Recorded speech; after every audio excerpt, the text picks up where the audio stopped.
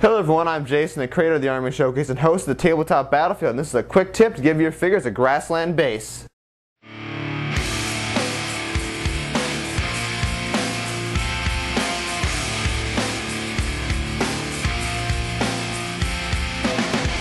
Alright, you need a couple things here to complete this project. One, you're going to need two colors of paint. One's going to be your base dirt color. For these Lord of the Rings figures I've got in front of me, I'm going to use the natural brown color, similar to the dirt we have here on Earth. But if you're doing some sci-fi game like 40K or something, you can really get away with using just about any base color you want, because this could be taking place in some crazy far-off alien world that has just weird colors of dirt that we obviously don't have here on Earth. The second color you're going to need is black, because what you're going to do is actually apply several layers of paint. The first one's going to be the darkest, and then the second one's going to be a little lighter, and third and fourth ones, however many you want to go up to, are going to be a little bit lighter than that. So you're going to use the black, obviously, to make the base color a little bit darker for each layer of paint. Next up here, you're going to be using some type of flocking. I choose to use the Woodland Scenics flocking because you're going to find this stuff for model railroading is a lot cheaper than anything Games Workshop manufactures. And it comes in a variety of different colors of green. I just got a very dark green color here. So depending on the color of your grass field you want to put in your figures, you're going to choose the proper flocking color. I've got ballast. Ballast is used in model railroading. It's actually tiny little stones that are put along the track of the model railroad. And that's going to be used to make a little rocky ground that your figure is standing on. And once again, this comes in a variety of colors. I just use the standard gray because I can actually end up painting this in several different colors. So if you want to use a different color of ballast, you can, but it's not necessary because you're probably going to end up painting it. You've got rock debris here. These are a little bit larger chunks of rock. As you see on this figure, I've already done. I got a small pile of rocks next to his feet there. That's what these little pieces are. Elmer's glue is going to be used to glue on not only the flocking, the rocks, the ballast, all that kind of stuff. You've got plastic glue. That's going to be used if you want to put little flowers on. Because one option is to make your things a little bit prettier. I've got the plastic floral display here. You can get it from any kind of hobby shop. I've got these little white flowers on the tip that I cut off and I stuck on the side of the figure so it's kind of standing next to a small group of wildflowers. A hobby knife if you're going to work with the flowers so you can cut them up. And of course you're going to need something to mix your paint on, a little palette of some kind. Obviously, a paper towel to dry your paints on. And also obviously the paint brushes for spraying the paint and the glue, and water to wash them off.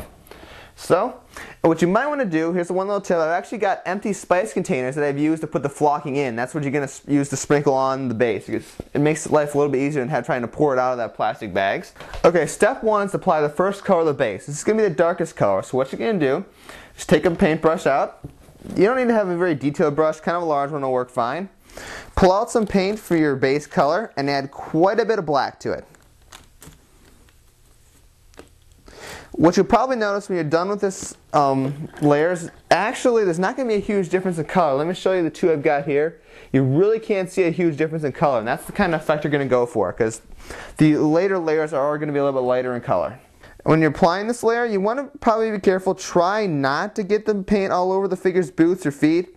But the reality is if they're trudging through a muddy field, they're probably going to have dirt and mud on their boots. So it won't look terribly unnatural to see a little bit of mud or dirt on their boots. Go ahead and get your layer on here. And as I said, it's going to actually dry darker than you see it right now. So when it's done, you're probably going to get something that looks like this here. So the next step is apply the first layer of ballast. So you're going to get out another brush, and this time you're going to apply Elmer's glue to the base of the figure. And wherever you apply the Elmer's glue is where you want the ballast to be. So don't cover the entire base. You're just going to kind of go with a few patches. Let's put a little bit on that side of the base, and we'll put a little bit up here in the front also. As you can see here, I got two little patches of glue.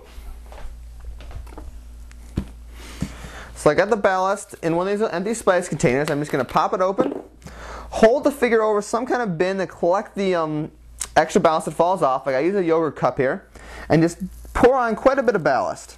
So I'm going to take a little lesson I learned from Bob Ross, and you're going to beat the devil out of the figure. You're going to repeatedly bash the base of the figure into the sides of the yogurt cup. And this will knock off any ballast that's not glued on. So with that done, you're going to see all the areas that were just white glue are now covered in the rocky ballast. What is going to be to actually start painting up the ballast. So what you're going to do is take your base color out again, and this time you want a little bit lighter color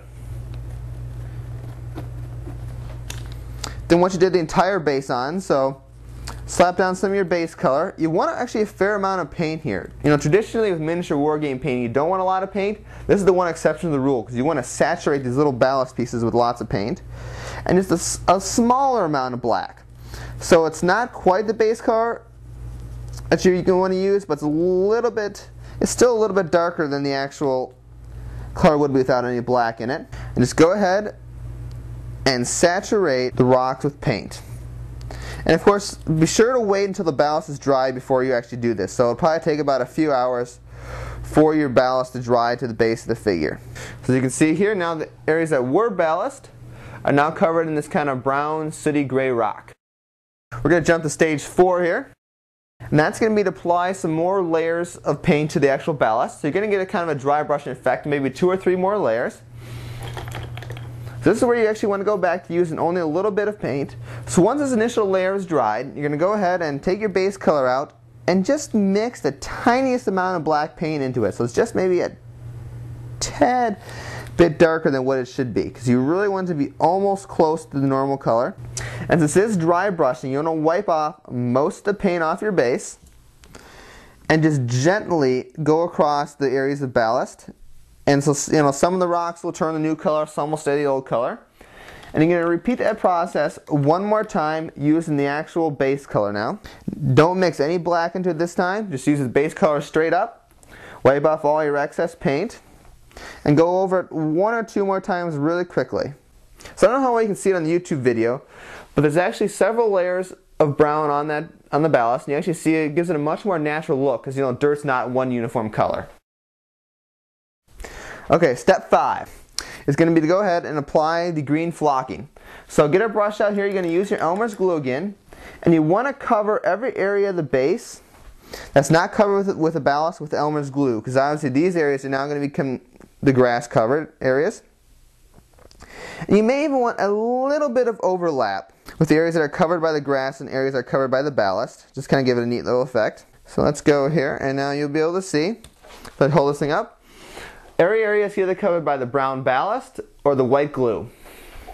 And you're going to go take out your spice container that contains the green base flocking of whatever color you chose.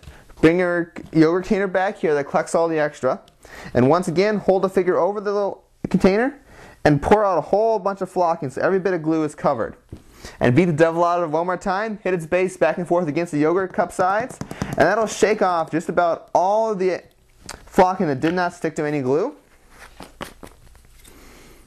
And when that's done, you're going to go ahead and see how there's areas of areas of brown and areas of green.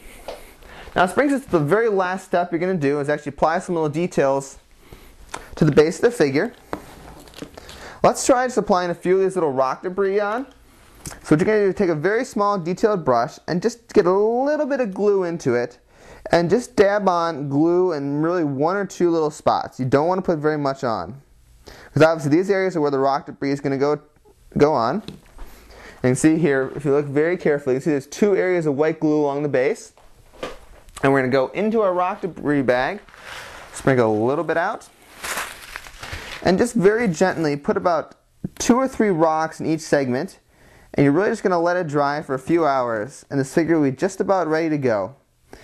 And obviously, you can be creative too. You know, like I said, you could add some of those little flowers onto the base, or maybe you could use sticks or little other types of little flowering stuff that you find outside or in stores or whatnot. So be creative, and it'll give your figures a really cool looking base, and they'll be ready to play.